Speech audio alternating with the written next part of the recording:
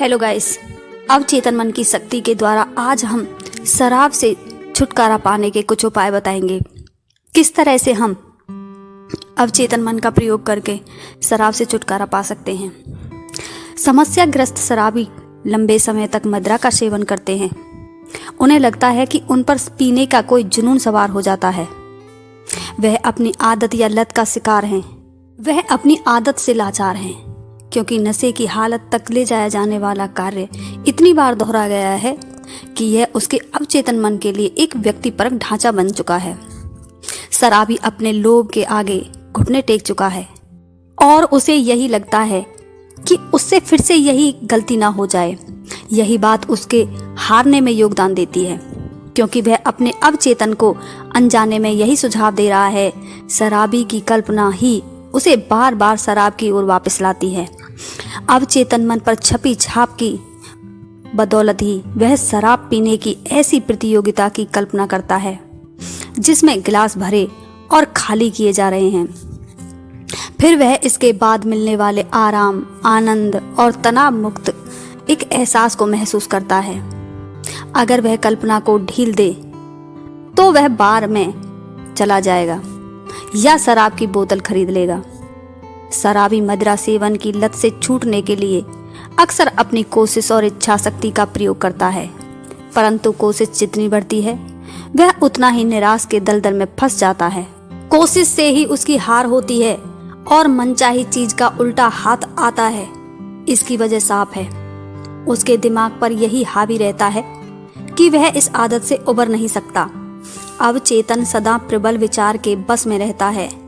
वह दो विरोधी सुझावों में से उसे ही स्वीकार करेगा जो अधिक बलशाली और शक्तिशाली होगा। प्रयास रहित तरीके को बेहतर कह सकते हैं।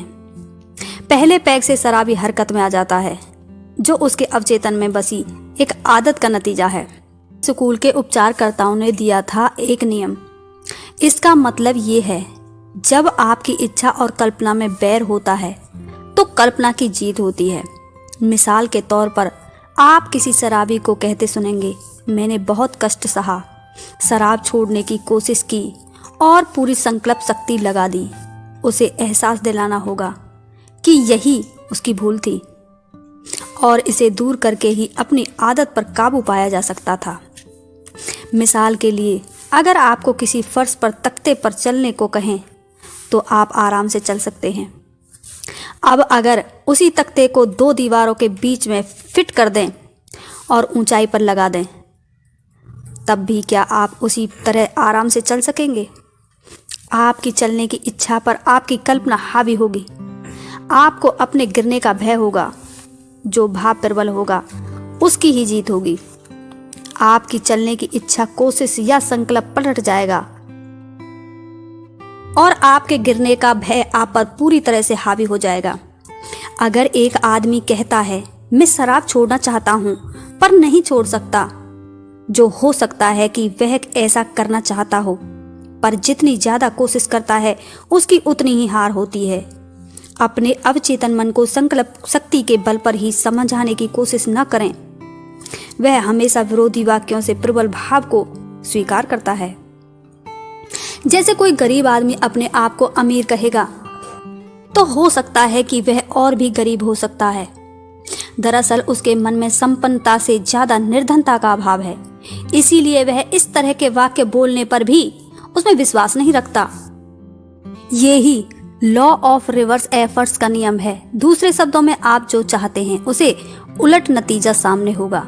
अवचेतन की मदद से शराब छोड़ना चाहते हैं तो इसी की मदद लेनी होगी। यह आपकी भावना, विश्वास और धारणा को समझेगा। शराबी उस संघर्ष से बचना चाहता है तो उन्नीदी अवस्था का प्रयोग करने से उसके मन में पैदा होता है। उन्नीदी अवस्था में यह प्रयास और भी कम हो जाता है। एक नियम कहता है कि यदि आप नींद से ठीक पहले अवचेतन से बात करने के लिए उपयुक्त समय दें, इसकी वजह यह है कि नींद से ठीक पहले अवचेतन की सतह उभरती है और यही अवस्था सोकर जागने से ठीक पहले होती है। इस अवस्था में आपकी इच्छा को निरस्त करने वाली नकारात्मक सोच का दमन होता है। मैं आपको एक तकनीक बता रही हूँ जो एक 40 साल के शराब पीते या पियक्कड़ ने शराब मुक्त होने के लिए अपनाई थी। आरामदायक मुद्रा में बैठें, शरीर को स्थल करें व स्थिर रहने दें। उन्नीदी अवस्था आने पर हौले से कहें, धीरे से कहें, मैं इस आदत से पूरी तरह से मुक्त हो रहा हूँ। मेरे जीवन में संजीदगी और मन की शांति वापस आ रही है। इन्हीं शब्दों को किसी लोरी की तरह बार बार दोहराते रहें। उसने इस तकनीक का प्रयोग किया और 3 सप्ताह बाद इस लत से छूट चुका था। जब वह इस वाक्य को दोहराता तो उनका भाव मुक्त मूल्य और भी अधिक हो जाता। जब भी शराब पीने का मन करता तो वह इन शब्दों को दोहराता। इस तरह उसने अपने अवचेतन को यह उपाय बेतोड़ दिया और आरोग्य संभव हो गया।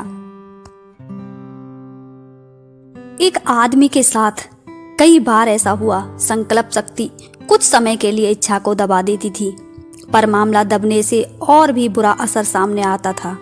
बार बार असफल होने पर उसे मन में यही बात आई कि वह अपनी इच्छा शक्ति को दबाने या रोकने में बुरी तरह से असमर्थ था। यह उसके बस की बात नहीं थी। अवचेतन मन को भी यही संदेश मिला कि यह काम उसके बस का नहीं है। उसकी अक्षमता बढ़ी और उसका जीवन पूरी तरह से बर्बाद हो गया।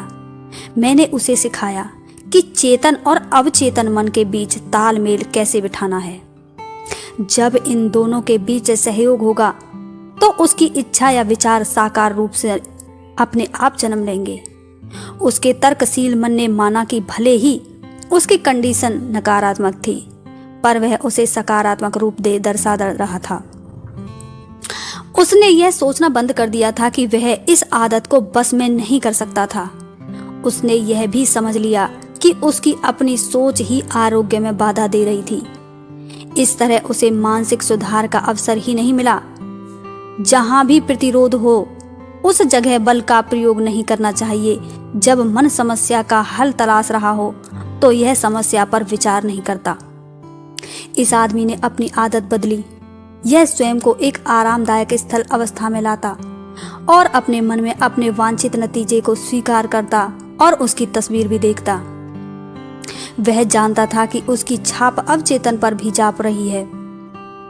उसने कल्पना की कि उसकी बेटी उसे उसकी आदत छूटने पर बधाई देते हुए कह रही थी, डैड आपको घर में वापस पाकर कितना अच्छा लग रहा है। उसने शराब के कारण अपना परिवार खो दिया था। उसे अपने परिवार और पत्नी से मिलने की अनुमति नहीं थी। वह नियमित रूप से प्रतिदिन बैठकर ध्यान लगाने और जब उसका ध्यान भटकता तो वह फिर से अपनी मुस्कुराती हुई बेटी की तस्वीर दिमाग में ले आता और उसे अपने घर की याद सताने लगती। यह धीरे धीरे पूरा होने वाला सिलसिला था। उसने उसे जारी रखा। उसे यकीन था कि देर सवेर वह अपने अवचेतन मन पर इस छाप को छोड़ने में कामयाब होगा। मैंने उसे कहा कि सजग मन एक कैमरे के समान था और उसका अवचेतन मन एक संवेदनशील प्लेट था।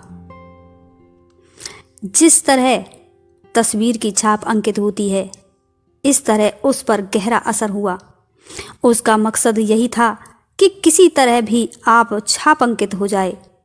आपकी फिल्म अंधेरे में डेवलप होती है, उसी तरह अवचेतन मन के डार्क हाउस में आपकी मानसिक तस्वीर डेवलप होती है।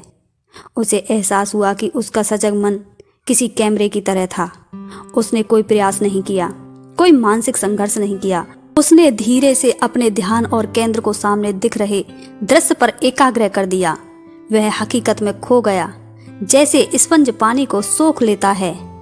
यह एक तरह मानसिक अवशोषण था जिसमें आप तस्वीर के साथ पूरा तारतम्य बना लेते हैं। कई बार आप समाचार पत्र के किसी आलेख में इतना मगन हो जाते हैं कि आपको अपने किसी प्रिय का स्वर भी नजर नहीं आता या सुनाई नहीं देता।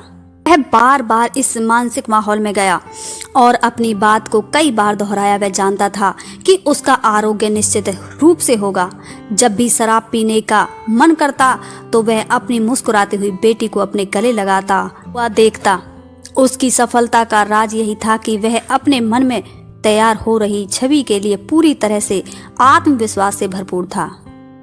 आप एक जहाज हैं और आपका विचार एक पतवार की तरह है।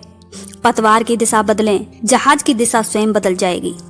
अब आप अपने भीतर छिपी आदिम ऊर्जा के स्रोत को जान चुके हैं, वह अवचेतन मन है। अगर आप पियक्कड़ हैं तो इसे स्वीकारें, इस मामले को दबाना बेकार है। कई लोग हमेशा पियक्कड़ रहते हैं क्योंकि वे अपनी परेशानी को स्वीकार ही नहीं करना चाहते।